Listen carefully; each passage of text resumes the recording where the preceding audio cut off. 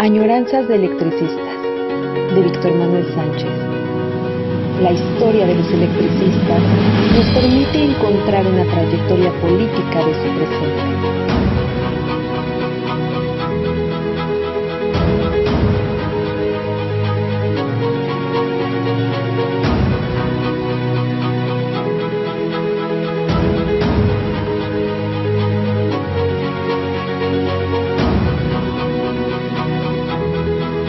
Comenzamos. Bueno, estamos en otra añoranza de electricistas, agradeciendo como siempre a Radio ESME por subir a las redes intergalácticas, cibernéticas, esta historia que contamos sobre los electricistas del Sindicato Mexicano y lo que se nos aparece de Compañía de Luz o de la industria eléctrica nacionalizada. Comentamos la vez pasada cómo la empresa recobró fuerza y ejerció una fuerza política tremenda. Permítanme. Ay, ay, ay, ay.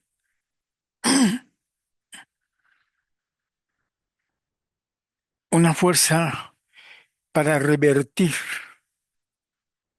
la, la aplicación del contrato colectivo de 1936 conseguido a través de la huelga general de 10 días en la capital. Se obtuvo el mejor contrato colectivo en 1936 y todo el 37 y hasta el 38 las artimañas políticas ideológicas de las empresas que trabajaban, que eran un monopolio de la Compañía Mexicana de Luz y Fuerza Motriz, establecida como monopolio en el centro del mismo territorio nacional.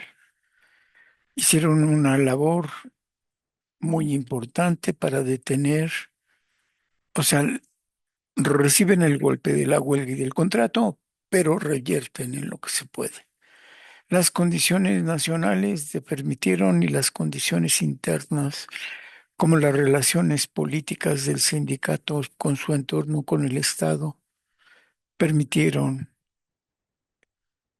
ese regreso de la burguesía. Hoy vamos a tratar otro tema. Es la misma época, más o menos, pero es otra propuesta. Ya una vez comenté los estatutos, hoy voy a comentar estos. Bueno, los vamos a leer juntos y iremos comentando poco a poco. Estos son los estatutos de 1935. Se elaboraron desde inicio del año y se terminaron en agosto de 1935. Quedaron registrados en la última página.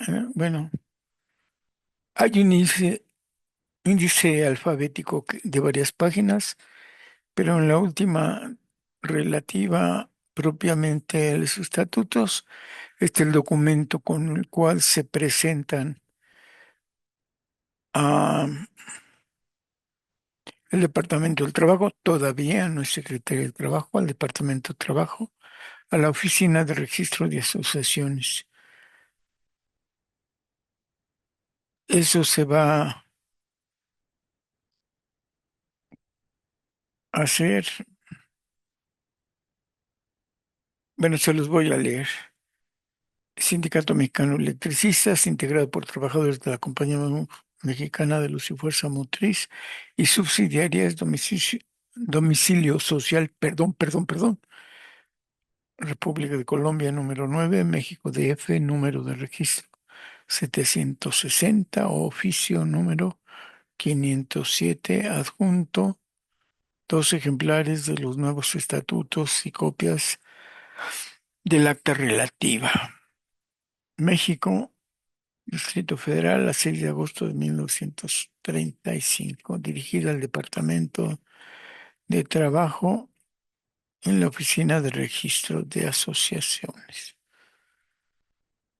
Las entrega el secretario general Francisco Breña Alvírez y el secretario del Exterior Guillermo Peña, firmadas las dos.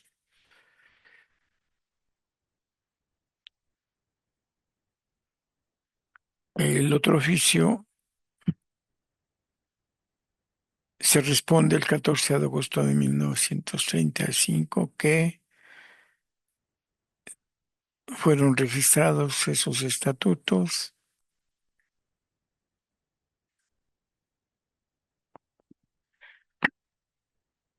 y quedaron adecuados conforme al artículo 246 de la Ley Federal de Trabajo. Se reconocen y aceptan. Bueno, alguna vez ya presenté los de 1933, como quizá no se acuerden, espero presentarlos en cuanto acabemos estos. Estos son de 1935, agosto. Todo el año de 1935 es un año prodigioso para el ESME. Impulsa el Comité Nacional de Defensa Proletaria de luchas constantes y apoyo a las demandas nacionales de los trabajadores y, como vemos, se dedica unos meses a elaborar sus estatutos. Son los estatutos mejor elaborados hasta el momento. Hasta 1933 no habían tenido estatutos impresos que se repartieran. No, se conocían y estaban en debate. De hecho, desde 1915 en todas las asambleas se debate el estatuto y se van aprobando poco a poco. No hay una mención concreta de cada artículo de los estatutos, pero se sabe que están trabajando en ellos. Bueno, vamos a ir leyendo y comentando. Es un documento con los dos oficios que están al final que acabo de presentar, 94 páginas, y el índice analítico tiene, o sea, de nombres y dónde están las menciones, y todo eso tiene 48 páginas extra.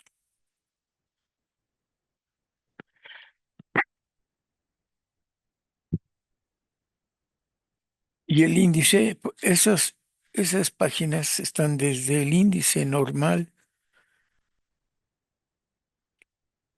que se presenta al inicio. Esta edición, por cierto, de estatutos, hay una edición del contrato colectivo de 1932, no, perdón, de 34, y estos estatutos. Conseguí yo los originales y logré, hablando con el secretario de Educación y Propaganda de esa época, que imprimieran estos volúmenes. Entonces entregaron el contrato del 34 y estos estatutos para conocimiento de la mayoría de los trabajadores electricistas.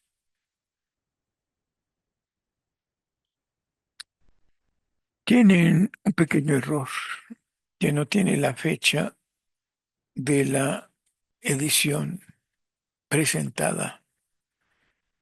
Tampoco tiene la fecha de pie de página o del final de los propios estatutos. Esta edición está mal hecha en ese sentido. O debería tener el nombre de quien reimprimió esta edición o los pies de imprenta del 35 y no hay ni la de esta ni la anterior. En fin, vamos a ir leyendo, les digo. Se hace una asamblea legislativa que va a tener una buena cantidad de reuniones.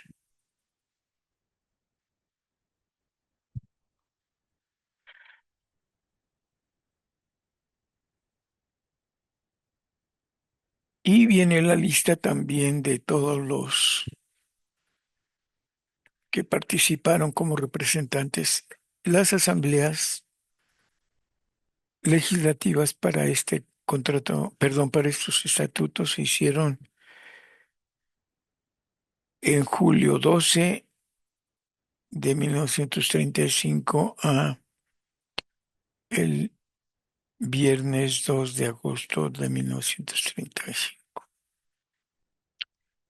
Les voy a leer por curiosidad de conocimiento cronológico o un poco histórico quiénes fueron los presidentes de las asambleas.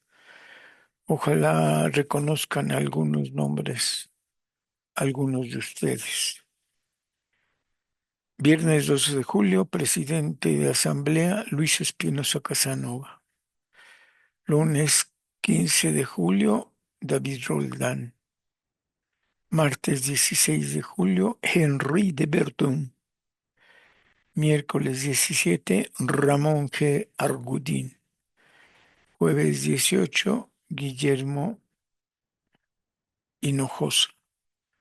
Viernes 19, Roberto Ocampo. Lunes 22, Pablo E. Ortega. Martes 23, Cleto Guzmán. Miércoles 41,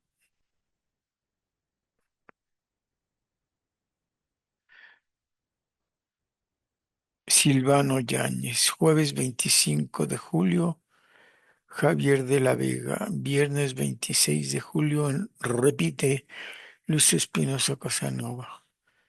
Lunes 29, también repite Henri de Verdun. Martes 20, Concepción Guerrero. Miércoles 31, Rosendo Hurtado Sánchez. Y David Roldán el jueves 1 ya de agosto. Culminaron el viernes 2 de agosto con Julio Vargas M. Después vienen los representantes de las divisiones. Luis F. Alonso de Álame de Cuernavaca, Daniel Hernández por el Oro y Juando, Cleto Guzmán por Necaxa, Pablo E. Ortega por Pachuca, por Tepustepec, Silvano Reyes, por Toluca y Temascaltepec, Luis Espinosa Casanova, y por Toluca y Temascaltepec, Henry de Verdún. Esos fueron los que estuvieron. Vienen los nombres de todos los representantes departamentales y también viene este, los nombres del Comité Central.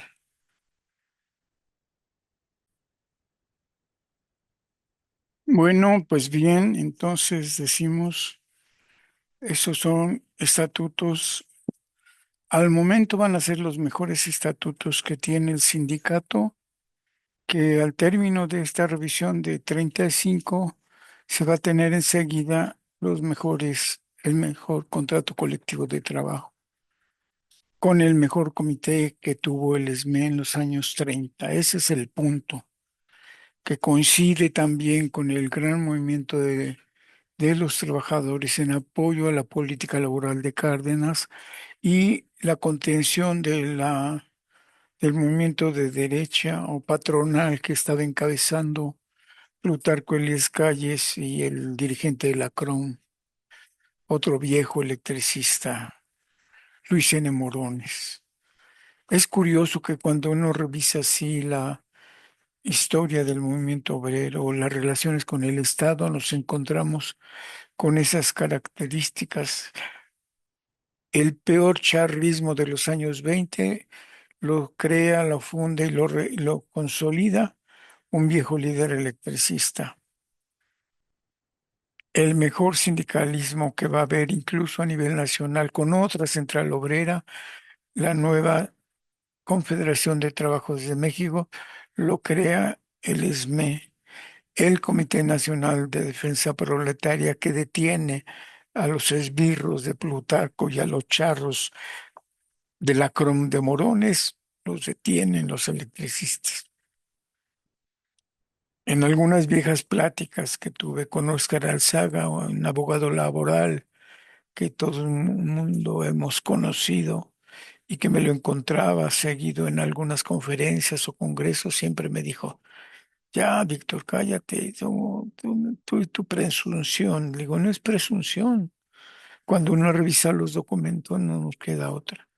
Estos estatutos, por tanto, y perdón, tanta introducción, son buenos para la época. Son raros, casi nadie los conoce. Así es que quien tenga un ejemplar de estos, insisto, estos ejemplares se repartieron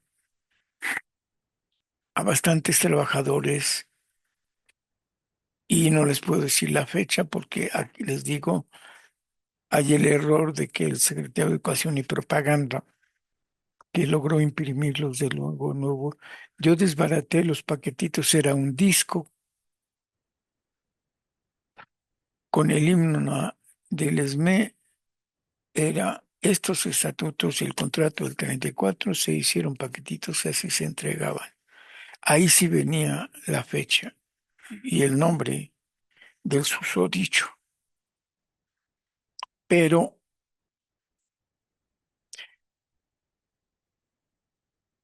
ay, no sé si ponerme así y comentar más fácil. Permítanme, oh, ya no puedo. Bueno, no sé si así se ve mejor.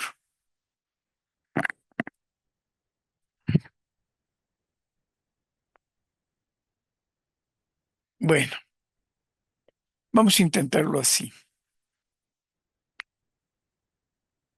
Entonces vamos a leer, ir comentando y a ver cuánto nos alcanza el tiempo, por favor. Es raro, insisto, es raro. En el momento en que vayamos leyendo, les voy a ir resaltando la importancia y lo extraño o lo magnífico que era. Se nota mucho la evolución y los cambios, entonces estén atentos porque pueden ustedes decir: ah, esta es una diferencia importante. Bueno, tiene 10 capítulos y están señalados muy bien en el índice. Aquí puede haber muchos parecidos a los estatutos actuales. El capítulo primero de la Constitución, nombre y lema del sindicato, de su residencia y domicilio de su objeto. Capítulo segundo de la composición y organización del sindicato y de sus organismos representativos. Así vamos a ir viendo poco a poco. Artículo 1. Constitución del sindicato. Casi esto no ha cambiado, excepto porque de alguna manera Juan II se va a convertir en Pachuca, la empresa de Juan II, perdón.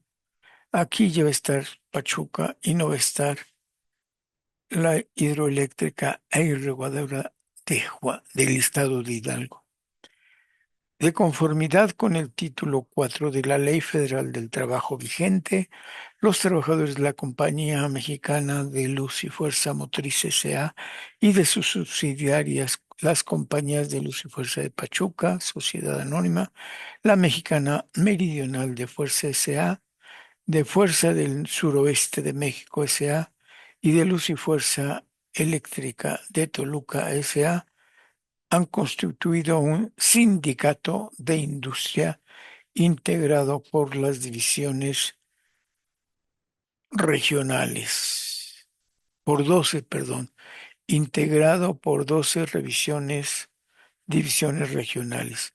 Si las citadas compañías o nuevas subsidiarias establecieran trabajos en otros lugares alejados de las actuales divisiones regionales, podrán crearse nuevas divisiones según lo determine la Asamblea General en vista de la importancia y condiciones de los nuevos grupos. O sea, si crece la empresa, crece el sindicato.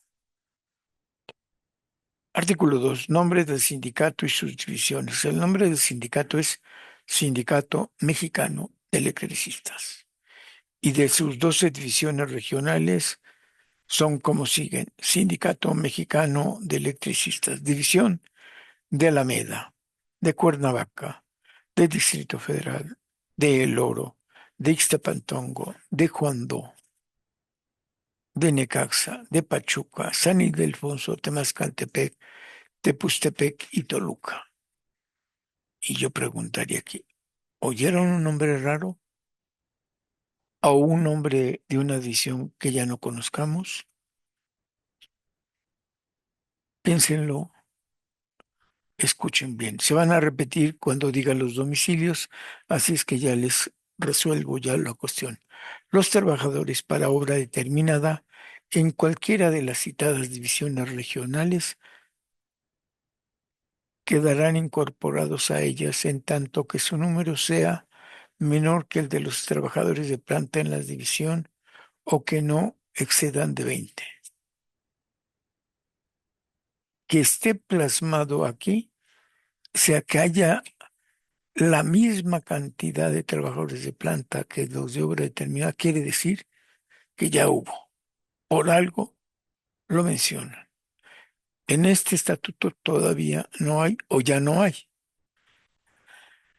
Pero la cuestión es que se mencione que si acaso en algún lugar el número de obra determinada es lo mismo o excede en 20 a los de planta, se debe de crear otra división.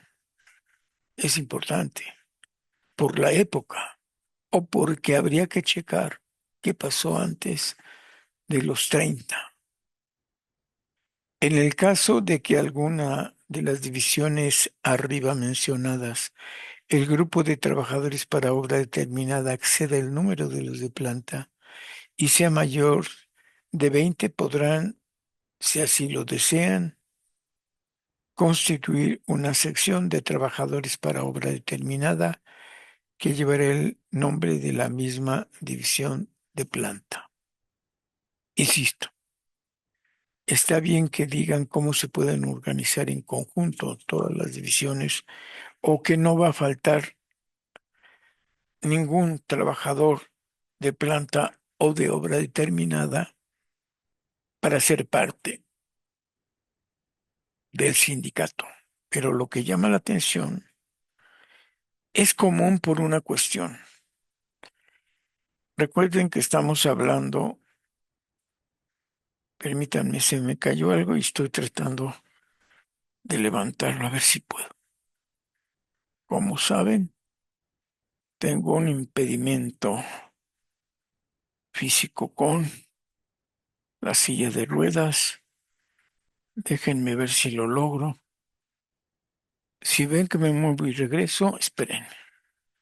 Lo estoy intentando.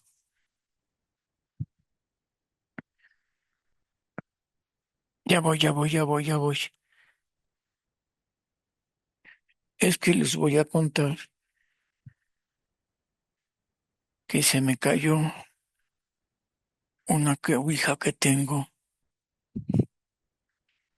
y que con estos fríos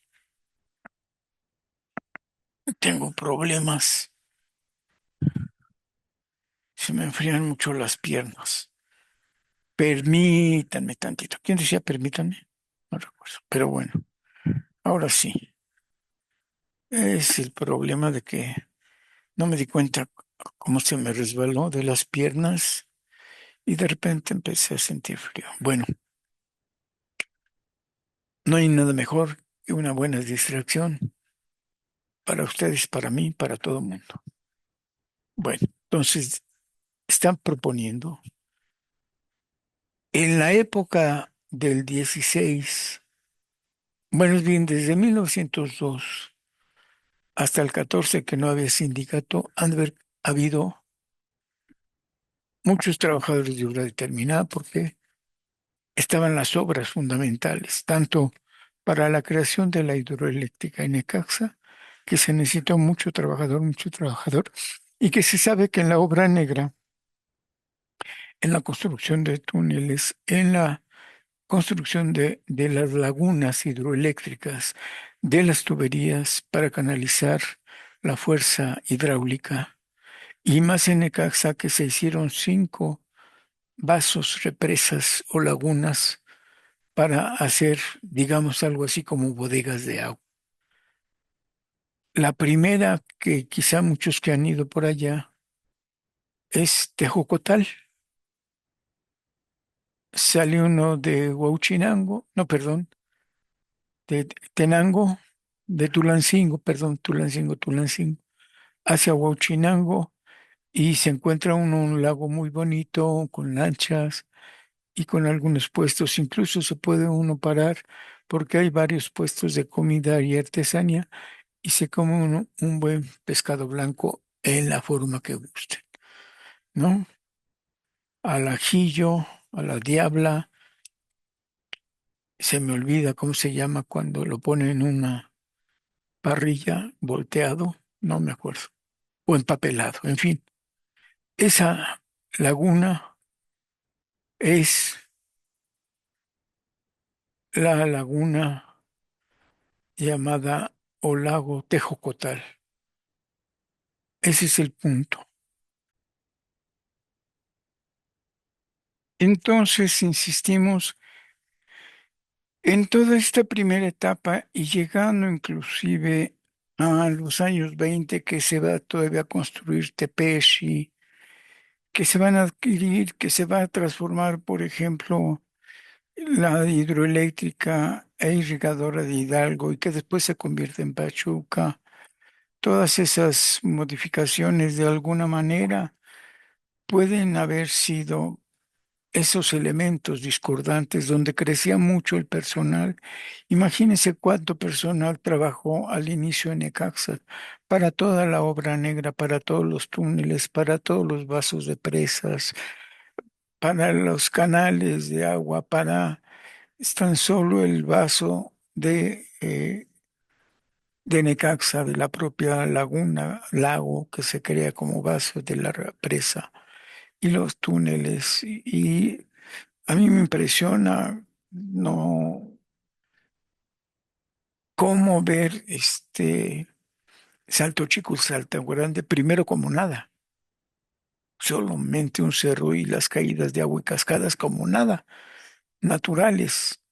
Y la capacidad que tiene la mano de primero sí, no podríamos negar el diseño de ingenieros, pero sobre todo el trabajo de tanta obrero electricista que seguramente nunca le llamaron obrero electricista, pero lo eran, puro peón para trabajos de albañilería, digamos, de construcción, se diría muy bien en el ESME de construcción, del escalafón de construcción, que han de haber sido miles y sin maquinaria, sin tractores. Y entonces la maquinaria más fabulosa fueron los malacates, ¿no?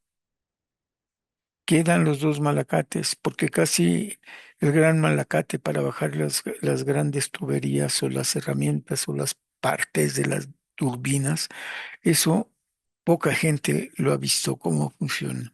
La famosa, el malacate, la lancha, casi nadie la ha visto funcionar. Los otros malacates, tanto de bajar de la mesa a la donde están los otros dos malacates, donde se puede ir bajar sentado o en el que se puede bajar parado, bueno, es una maravilla. Esa, en realidad, la gran maquinaria moderna son donde se instalan los operadores. medir el agua, la fuerza del agua, dónde falta aceite, el vapor, la- cómo se genera electricidad y se mide y se banda a la subestación y la estación. En fin, todo eso es una maravilla de ingeniería, pensando sobre todo que no había nada, no había nada. El propio ferrocarril que se construye, la Negrita, va a ir de Necaxa hacia Beristain. Y ese es el camino, fue seguramente lo primero que se construyó, porque cómo traer toda la herramienta, toda la maquinaria, toda la tubería desde Europa, porque allá se trajo todas las plantas, turbinas son europeas, salían del puerto de Ámsterdam en Europa, llegaban a Veracruz y de Veracruz hasta la estación de Bernstein y de Bernstein se metían a través de la famosa maquinita o ferrocarril, la Negrita. Todo eso, una amarilla ingeniería, pero son trabajadores. Los del ferrocarril de Benistain a Necaxa son electricistas, o si se quiere, son ferrocarriles electricistas. La conexión de telégrafo ahí y hasta Ciudad de México son telegrafistas de la empresa de Compañía de Luz. Los túneles son trabajados, limpiados y funcionando por trabajadores electricistas. Es muy probable, insisto, que obviamente hubo periodos de esta época de los 10 de la década de los 10 de los 20 y seguramente hasta esta de 1935 en que se necesitó de muchos más trabajadores de obra determinada que de tiempo completo.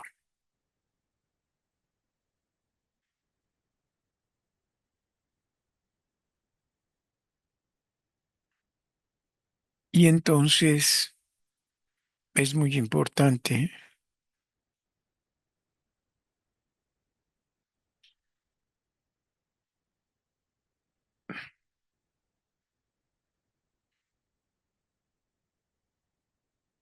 que sepamos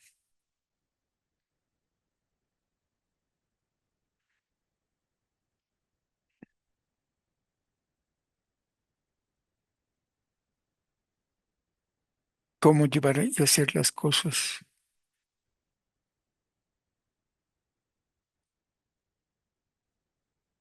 Y cuenta mucho que pensemos por qué en el estatuto, esta ligereza del estatuto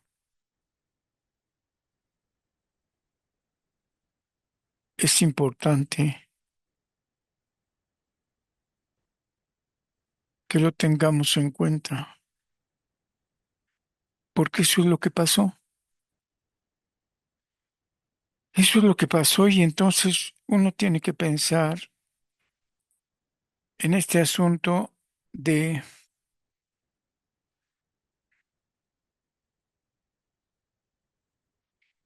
por qué menciona que puede haber secciones y divisiones donde haya o la misma cantidad de obra determinada o más de obra determinada. Evidentemente es por eso. Ya después que se acaba la obra negra, seguramente todos comprendemos que, por ejemplo, la casa de máquinas de Necaxa se necesitó muchos obreros construyéndola, muchos planos de ingeniería, mucho más capataces dirigiendo la obra, pero ya que empieza a funcionar, es como ahora. En Necaxa no trabajan más de 400 personas. Poco. La industria eléctrica desde sus inicios es una industria automatizada o mecanizada, como le quieran llamar. Por tanto,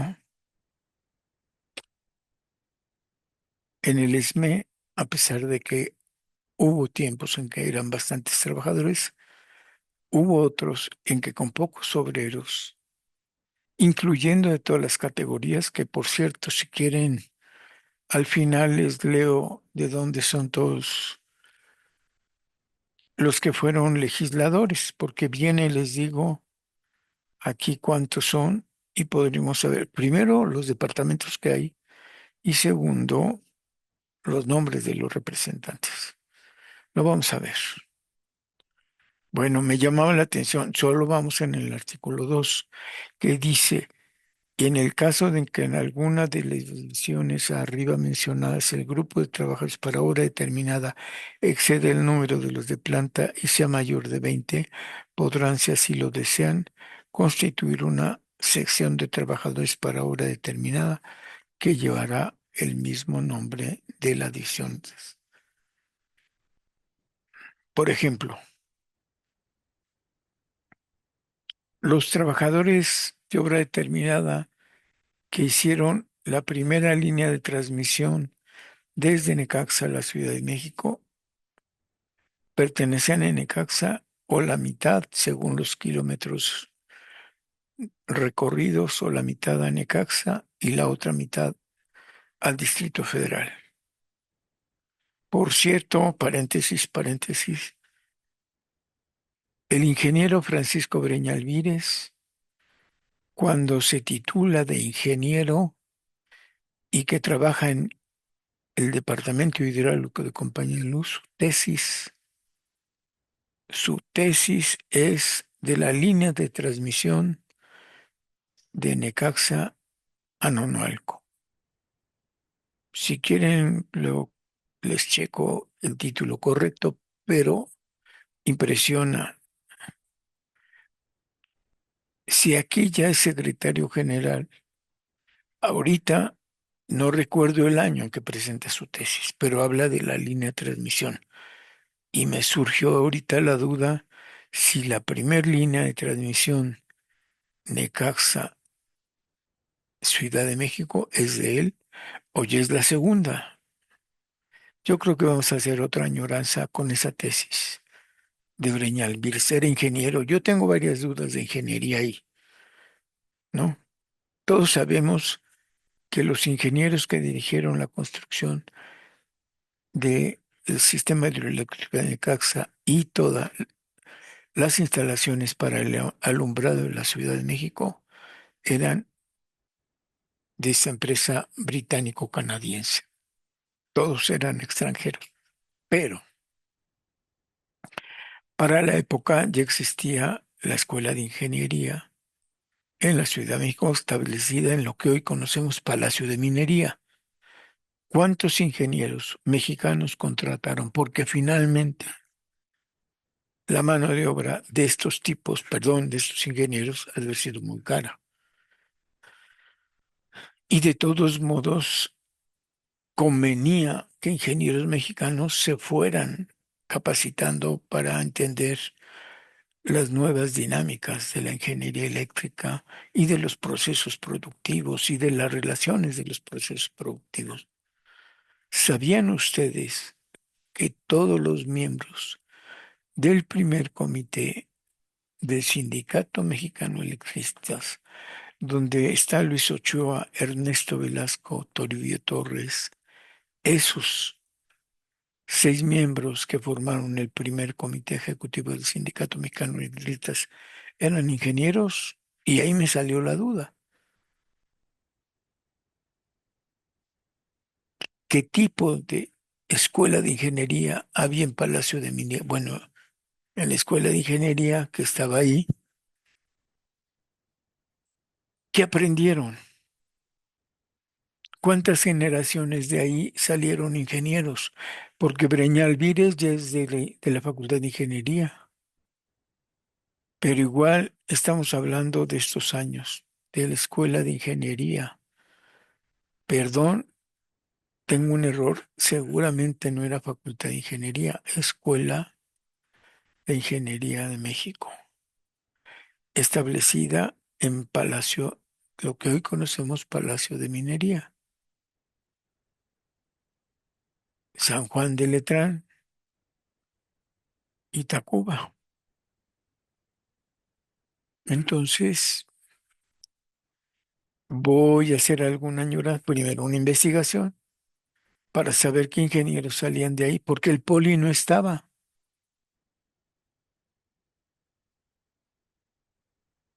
Va a ser Cárdenas el que va a crear el poli. Después supimos que Roldán, que también es miembro del comité de esta época, trabajó en el poli, pero para estar aquí en 36 y 37 dentro del comité central, quiere decir que es egresado de la UNAM y después trabajó en el poli. ¿Qué fundó o parte de qué grupo de ingenieros creó en el poli a los nuevos ingenieros eléctricos? Entonces, cuando vemos en estas añoranzas nos falta un conjunto, un cúmulo. La vez pasada yo hablaba del fútbol, del Necaxa, que la importancia, perdón por la pasión futbolera, que a mí me gusta, es hasta los años 40. Del 25 al 30, perdón, al 40, que es el ejercicio futbolístico y deportivo más maravilloso con los 11 hermanos, puros trabajadores de Compañía de Luz, Compañía Mexicana de Luz y Fuerza Motriz, todos bajo la propuesta del británico que dirigía la empresa. Sí, y seguramente él conocía al británico que trabajaba en el Mineral de Pachuca, porque ahí sale el Pachuca, otro equipo de fútbol. Y entonces, brillantes equipos de fútbol. Pero me interesa el Necaxa y tenemos que hacer la añoranza del Necaxa. Bueno, cuando coincide es la maravilla de la historia. ¿Qué coincide?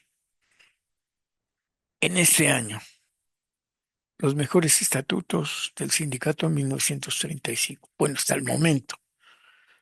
Si quieren, luego hagamos un balance de que otros, pero estos son buenos, son llamativos. El equipo de fútbol, los 11 hermanos, en 35 es lo máximo. La huelga de 1936 con el mejor contrato colectivo es lo máximo. La instalación, la de la distribución y comercialización de la industria eléctrica de Necaxa a la Ciudad de México. Y sería interesante para esta época revisar, están los dos decretos o convenios o concesiones, mejor dicho, que otorga Porfirio Díaz a esta empresa de Mexican Lion Power Company Limited para que construyan Necaxa, el complejo hidroeléctrico de Necaxa y construyan toda la electrificación de la Ciudad de México. Y es bonito ver el decreto porque te indica hasta dónde va a llegar la electrificación de la Ciudad de México. Y se nota en esa distribución de hasta dónde abarca en que la ciudad llegaba hasta el río de la Piedad. Había río. Todavía en la Ciudad de México por estos años había ríos. Viaducto no existía, existía el río de la Piedad con río, con agua, incluso con inundaciones. Churubusco, el río Churubusco era el río Churubusco, no el circuito bicentenario, eso no existía, era el río. Decía mi madre que todavía le tocó a ella que los del barrio donde ella vivía en Coyoacán, las mujeres salían a lavar la ropa en el río Churubusco a la altura del puente de Joco. Es decir, no estaba la Cineteca jamás en la vida. No estaba la Cineteca.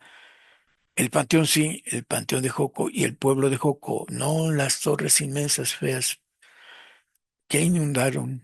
No, el pueblo de Joco iban ahí a lavar la ropa, las familias, las mujeres de las familias de la época. No había agua entubada en cada casa, no existía eso, ni cobre, ni plomo, ni acero, nada. Bueno, ni baños en las casas. Ahí le paro, se acaba el paréntesis. Pero entonces resalto, mejor estatuto, mejor contrato, mejor equipo de fútbol. Todos trabajadores electricistas, el Necaxa y sus 11 hermanos. Es coincidente, histórico, social y cultural que esto esté pasando en estos momentos. Ah, y por supuesto, perdón, para estos tiempos el mejor presidente de la época, Lázaro, Lázaro Cárdenas del Río. Entonces es una maravilla de época, ¿no? Ah, perdón, y había servicio médico en el ESME.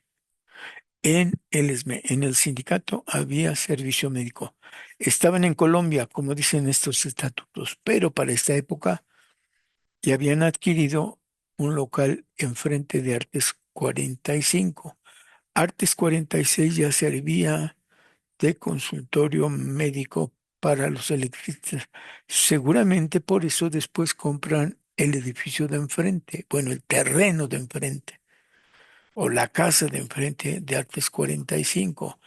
En esta época, 35, 36, 37, Artes 46 enfrente, el consultorio médico, Artes 45 empieza el gran edificio moderno, súper moderno para un sindicato de trabajadores. Maravilla. Bueno, por eso esta es la época del mejor sindicato mexicano de electricistas o el mejor sindicato de México, como ustedes gusten llamar. Bueno, artículo 2. Podría haber el caso que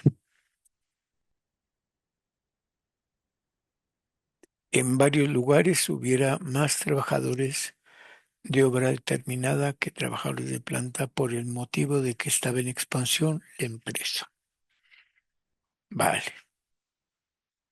Por supuesto, los años 20 y 30, justo antes de esto, el sindicato había creado la Confederación Nacional de Electricistas y similares.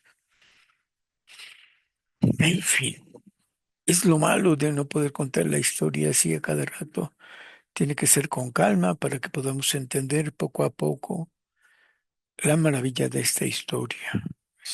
No, era simultáneo. Y cómo platicamos simultáneo sino agarrando cada hilito, cada hebra para que podamos ver, ¿no? Bueno, solo vamos en el artículo 2. Seguramente no vas a acabar por el momento.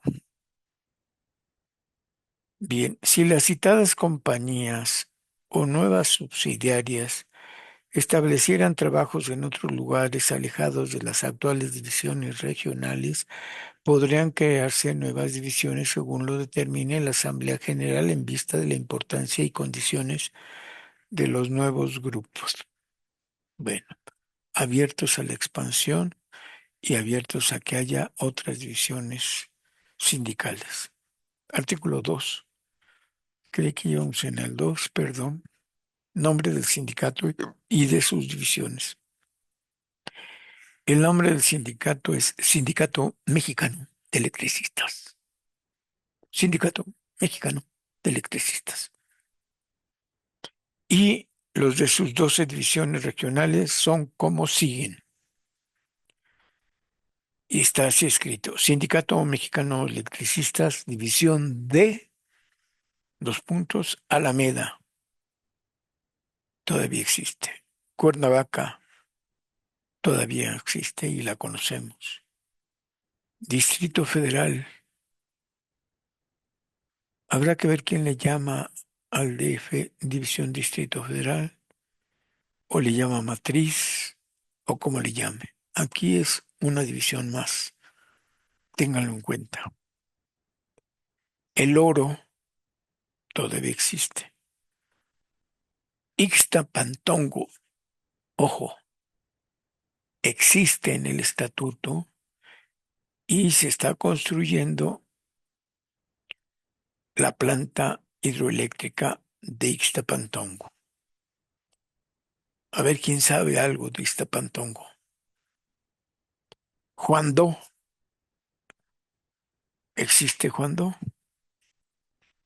Necaxa, estamos comentando que ahí surge la gran hidroeléctrica de Necaxa. No es la cuna de electricistas, la electricidad nació en varios estados, en varios lugares, pero Necaxa sí fue en ese momento la más grande hidroeléctrica de México y de América Latina, pero no es la cuna de electricidad en México. Pachuca, esta era la hidroeléctrica e irrigadora del estado de Hidalgo, que con un movimiento financiero especulativo logran atrapar al dueño original y gerente para que para 1910, en menos de 10 años, logren desaparecer la hidroeléctrica e irrigadora del estado de Hidalgo y se convierte en Pachuca. San Ildefonso aún existe. Temascaltepec, creo que es la más pequeña que todavía existe. Temascaltepec la convertí en una de mis zonas y regiones para acudir de práctica con mis estudiantes de la Facultad de Ciencias Políticas y Sociales. Las últimas veces, bueno, la primera vez que visité Temascaltepec fue con un grupo de alumnos, la vi muy chiquita. La segunda, que ya tuve en cuenta entrevistas y pláticas con Temascaltepec en la huelga de 87, porque hice todo el recorrido en todas las divisiones para ver cómo había sido la huelga del 87, febrero del 87. Y me encontré casi que una familia de 40 personas, más o menos. No me acuerdo si eran 50 o 40, pero digamos 40. 20 pertenecientes a un grupo político, 20 pertenecientes a otro grupo político. En realidad, no recuerdo porque no puse atención en aquel momento. Seguramente eran dos familias, pero durante muchos años Temascaltepec, después de eso, funcionó así. Casi siempre empataban, casi siempre por un voto o dos, casi siempre porque uno que tuvo catarro no llegó a tiempo a votar, en fin, pocos trabajadores. Y lo que más me llamó la atención cuando empiezan a privatizar, cuando el convenio de zonas de aquella época en Temascaltepec dividieron la comercialización de la generación. Entonces, a la salida de la planta hidroeléctrica de Temascaltepec hay una casilla, una oficina pequeña, que era la sucursal. Bueno, la sucursal desaparece como zona de trabajo de ahí. Increíble. Bueno, Tepustepec todavía y Toluca. Lo raro es Ixtapantón. Como vas a seguir leyendo otro poco y ahorita les digo algo más. Los trabajadores para hora determinada en cualquiera de las citadas divisiones regionales quedarán incorporadas a ellas en tanto que su número sea menor que el de trabajadores de planta de la división o que no exceda de 20. No repite lo que dije antes.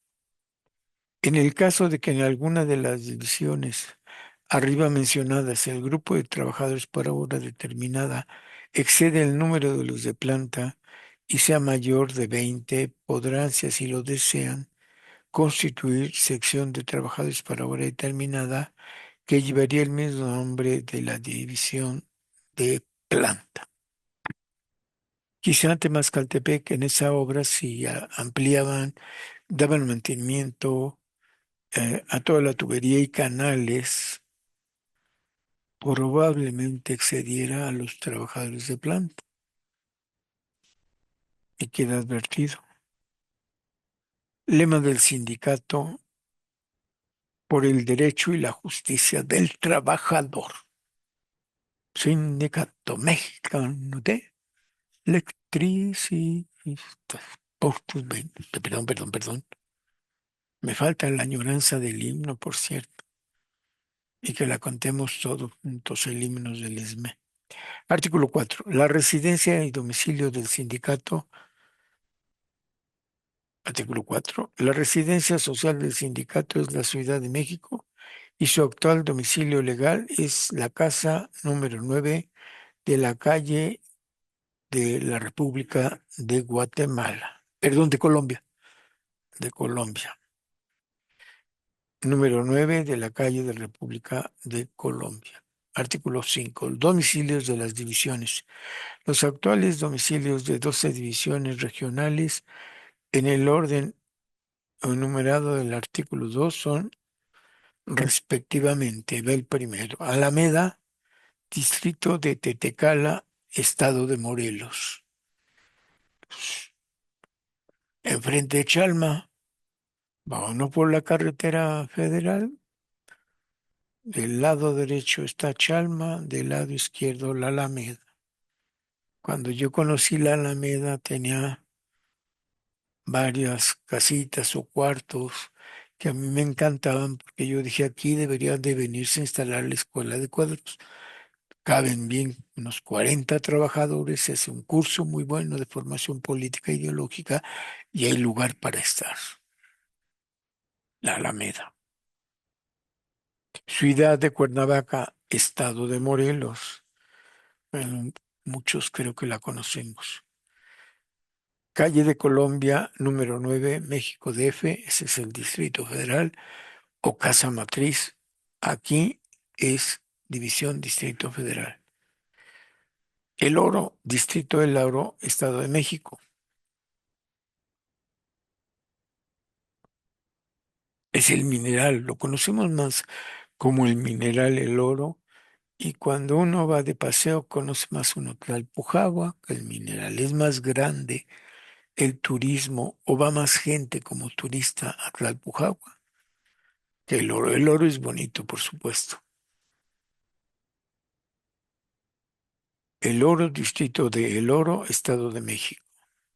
Sigue estando siempre. Y va uno de paseo a la presa Brockman a acampar, a estar ahí en las noches con fogata, con cocinando bombones, cazas un pescadito y te lo cenas. Campamento de Ixtapantongo, distrito de Valle de Bravo, Estado de México. Valle de Bravo. ¿Quién conoce Valle de Bravo? Y muchos conocen Valle de Bravo y conocen el lago de Valle de Bravo y no saben que ese lago en realidad no es un lago turístico, es el lago de la presa de Ixtapantongo. Es el campamento. No llegaba a división todavía. Era un campamento y era división porque había trabajadores que estaban instalando la planta. Bueno, obviamente el vaso del agua de Valle de Bravo y los canales para generar electricidad en la planta hidroeléctrica. Las torres, los bancos, la distribución para que salga la que se genera. Fue la última construcción de Compañía Mexicana de Luz y Fuerza Motriz. No se acabó, no se pudo acabar. La compañía jugó a la presión con el gobierno federal y dijo que no había dinero y que necesitaba pedir un préstamo, pero que el préstamo y el aval tenía que ser el gobierno federal a través de Nacional Financiera, un chantaje económico. En ese tiempo, el ESME, a través de Francisco Breña Alvírez, el secretario general, propuso que todos los mexicanos que pudieran dieran un peso. O sea, que lo que había que hacer con Ixtapandongo, dado que la empresa ya no quería construirla o que estaba chantajeando económicamente, que los mexicanos dieran un peso y que con ese capital que se juntara se creaba la cooperativa de producción eléctrica, que no se necesitaban capitalistas, que el pueblo podría ser quien diera el capital y los trabajadores ofrecían su trabajo. No se necesitaba un patrón, el patrón podría ser el pueblo de México. El debate se dio en el periódico El Excelsior de aquel año 1935, con la discusión de Ixtapantón, y la empresa de manera sistemática se negó a eso. El proyecto lo termina de elaborar Francisco Breñas Virs y lo entrega a Cárdenas. ¿Qué pasó? Espero encontrar la información en el Archivo General de la Nación. La planta no la terminó Compañía de Luz, iba a ser la primera planta hidroeléctrica de Comisión Federal de Electricidad, CFE. Ixtapantongos se sabe que es de CFE, pero cuando uno visita las instalaciones de la planta, hay una gran placa donde ve uno los nombres de qué ingenieros la hicieron y están los ingenieros de la American Light and Power Company Limited, ingenieros y trabajadores del ESME, trabajando para la Compañía Mexicana de Fuerza Motriz. Sin duda, es muy interesante este Pantongo. Esto es lo raro de los estatutos. Aquí está Ixtapantongo. Aquí está la dirección es Campamento de Ixtapantongo y los trabajadores que están ahí construyendo Ixtapantongo pertenecen al Sindicato Mexicano de Electricistas. Hoy uno ve a quién pertenece Ixtapantongo y no son del ESME. Es increíble los vuelcos que da la historia. Juan Do, distrito de Tula, estado de Hidalgo. Esquina Primero de Mayo y Pino Suárez, Nuevo Necaxa. Fíjense, distrito de Huauchinango, estado de Puebla. Es decir, 1935 no existe Juan Galindo. Juan Galindo no es municipio. Necaxa en su proceso todavía hasta 1935 es Huauchinango. El municipio, ¿cómo le quieren llamar? De Necaxa o de Juan Galindo, son exagerando 10 cuadras y se acabó el municipio, no hay más. Es increíble. Y se crean conflictos y se crearon disputas. Sería bueno discutir si fue conveniente ese nuevo municipio de un pueblo tan pequeño, de tan pocos habitantes, a cambio de sacarlo del Huauchinango. Aquí está todavía Necaxa, pertenece a Huauchinango. Ciudad de Pachuca, Estado de Hidalgo. Hay dos casos, pues, en este listado sencillo. Ixtapantongo y Necaxa en Huauchinango. Vaya, a lo mejor la gente se ofende, perdón, pero esto está aquí. Ciudad de Pachuca, Estado de Hidalgo. Y antes las tres presas de irrigadora y electrificación de Hidalgo era todo cuando hasta Pachuca. Ahora hay dos, Pachuca y Juan Do. Planta de Tilán, Villa Nicolás Romero, distrito de Tlanepantla, Estado de México. Temascaltepec, distrito de Temascaltepec, Estado de México. Tepuxtepec, Estado de Marabatío, distrito de Marabatío, Estado de Michoacán. Ven, por eso dicen que todavía la empresa ha llegado hasta Michoacán, porque Tepustepec es de Marabatío. Igual, como les decía, está el Oro, Tlalpujahua, cruzas dos, tres calles y ya es Marabatío. Es del lado del Oro está Marabatío y del lado de Tepustepec está Marabatío. Ciudad de Toluca, Estado de México. Por lo visto, es en Estado de México donde hay más empresas, plantas hidroeléctricas. Lo voy a dejar aquí. Vamos a dejar en que el artículo 6, objeto del sindicato, que tiene uno, dos objetivos, tres objetivos, y el último es transformar el sistema económico. Lo vamos a dejar aquí para la siguiente añoranza de electricista que podamos hacer la próxima semana. Recuerden, estos son los estatutos de 1935 y nos falta otra añoranza de electricistas. Revisen sus estatutos para que puedan comparar con estos de 1935.